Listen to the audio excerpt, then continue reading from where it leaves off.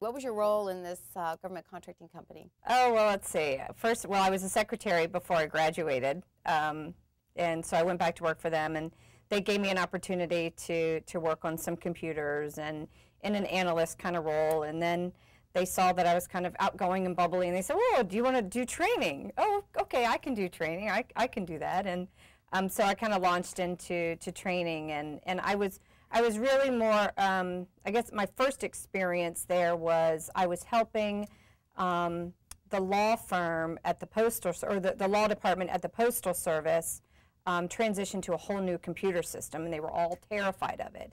And kind of my job became, well, calm these people down and, you know, tell them it's going to be okay and kind of train them on the new system. So I was really doing organizational change type work without even really knowing I was doing it. And I don't think the company I was working for really knew it was called that anyway, because they were, you know, a big IT firm.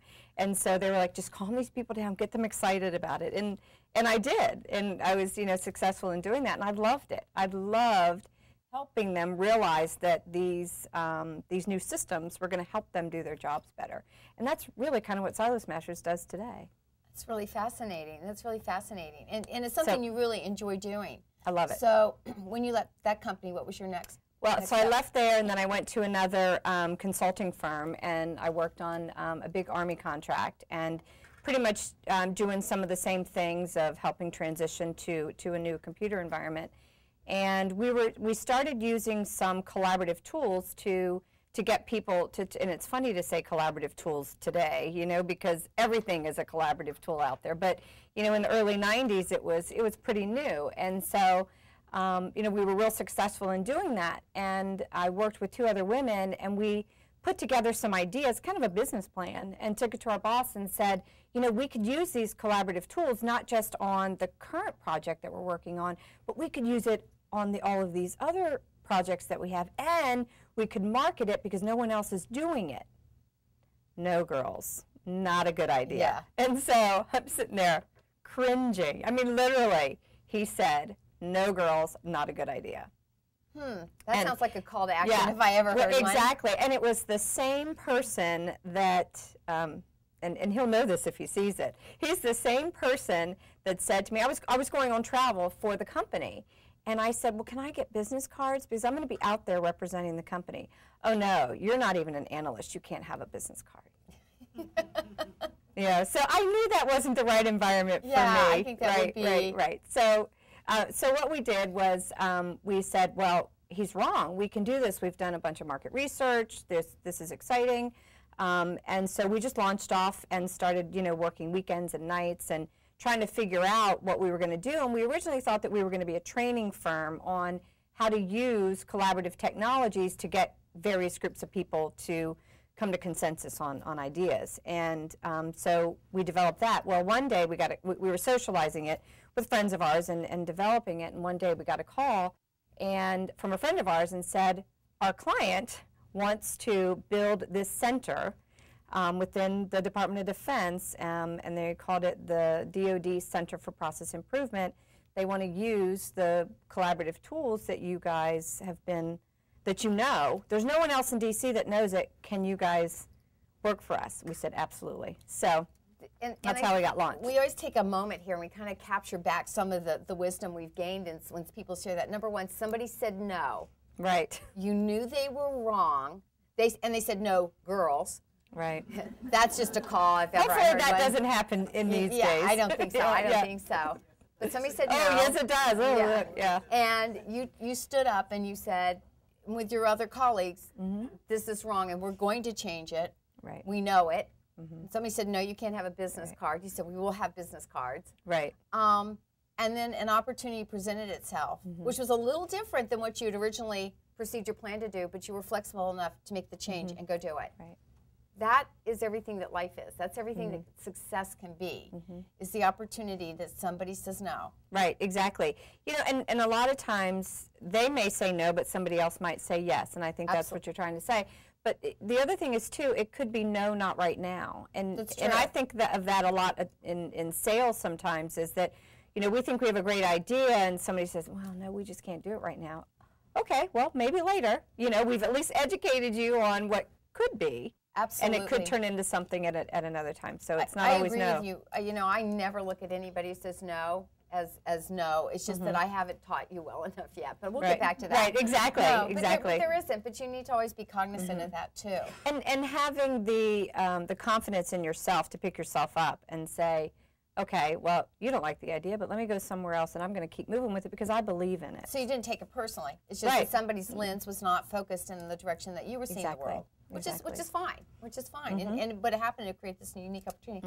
That's one thing I love about you, Angela, is that your life is unpredictable, and it's not what would have normally been written. I mean, I think if somebody wrote your bio out, you go, this is based on where you were born and these experiences, this is where you're being, but you every time go, no, I can look at things different, you know, and that is the wisdom of us sharing these conversations, is the things that we learn from that.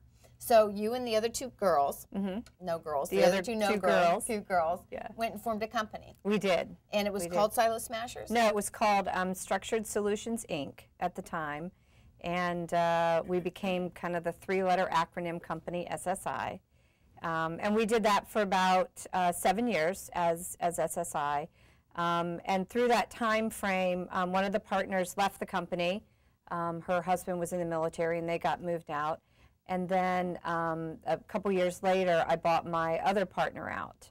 And so we built a nice little company over the first 7 years. But I knew that the company could be something different and unique in the marketplace. And so went through a branding campaign, relaunched the company under a new company name, same company really, new company name, new look, new feel, all that stuff, with the name Silo Smashers. And when we first mentioned Silo Smashers to the staff, they were like, oh, what? Well, first of all, they didn't want to make any changes to the company. We were change consultants, and we didn't want change on ourselves. You know, like the cobbler's children who doesn't have shoes, right? I think that's fabulous, but that really is true. Right, change is like, and we live in a world now where change comes like that. You know, today you're going to walk out of here and your life has changed. You've heard something, you've learned something, you've shifted, and change happens. Right, exactly. So we ended up changing the name, but it was based upon really the things that we did for our clients, the end results that they were able to gain from us being with them or working with them. You know, I sat down with some clients and I said, explain to me what we left behind. Don't tell me what the statement of work was, or describe the deliverable that I'm using some government terms here, but don't describe that for me. What did we leave behind? And it was always, we were able to break down barriers, whether it was communications barriers, process barriers, behavioral, cultural barriers that they had. We were always able to break them down, and I think it's because of our whole collaborative style of working and the things that we were doing.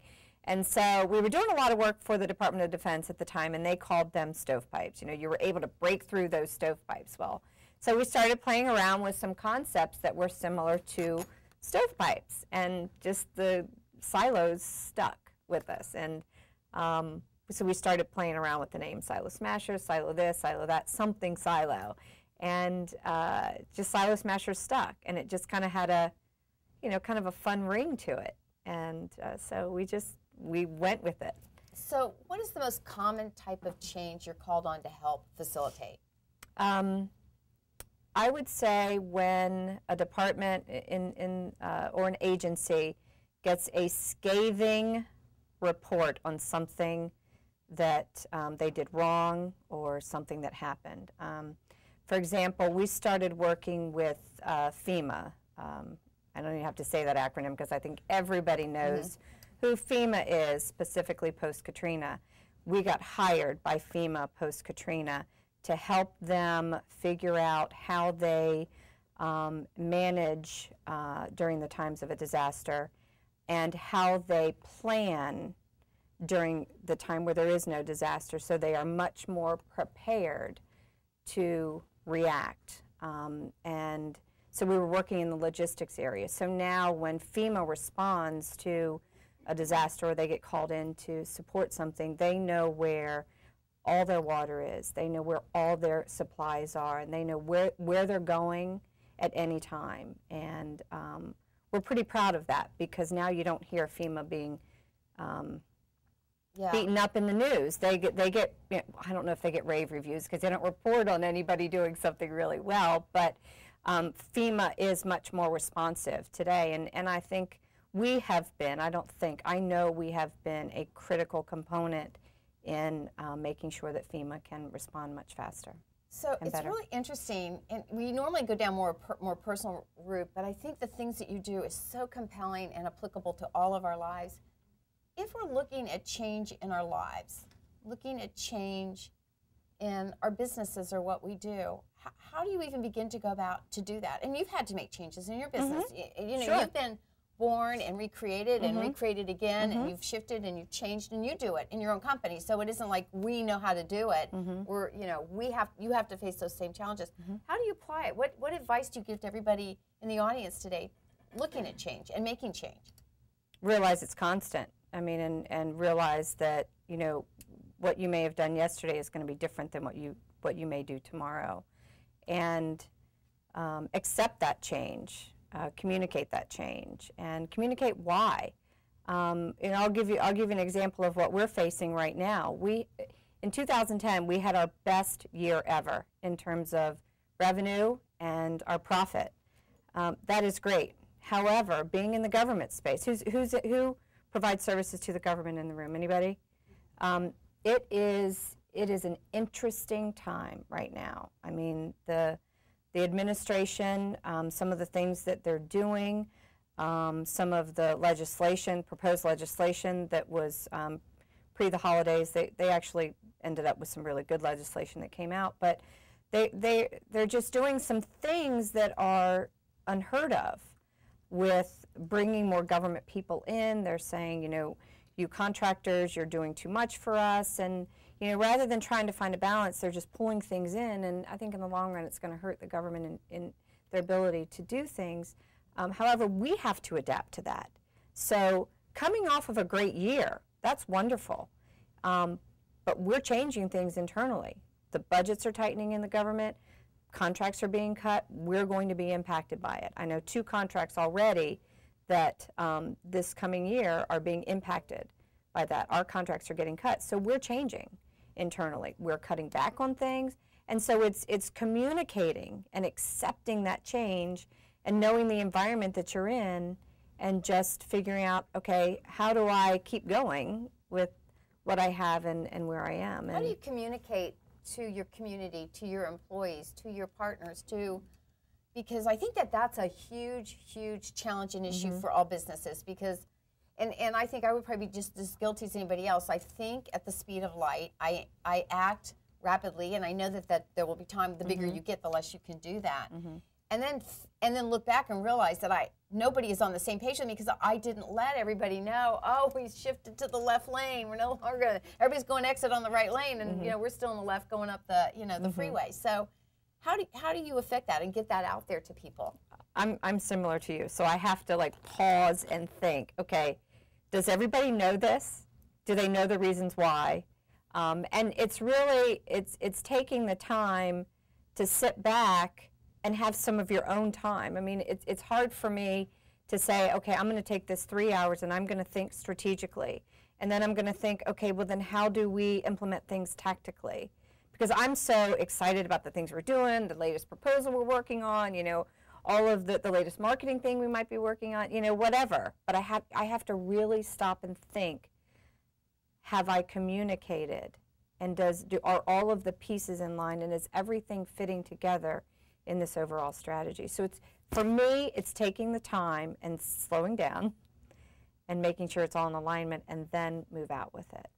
I think that's really important. So I think another wisdom we've learned here is take the time, look back, have you put everything in place, and have you let everybody know? And getting that, you know, that I think is one of the most important things we do, and I don't know if you have the opportunity to do this. And Cindy Castillo, who's the CEO of CSSI, who's a fabulous friend of ours, she takes time and goes away to California because she has a home there too, but she doesn't leave her business. Right.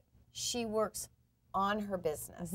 So when she's away, she's working on her business. She steps away to work on. And I find my greatest insight, my greatest innovations, the greatest changes we do is when I step away. Absolutely. Because you can silence the noise. Do you do that?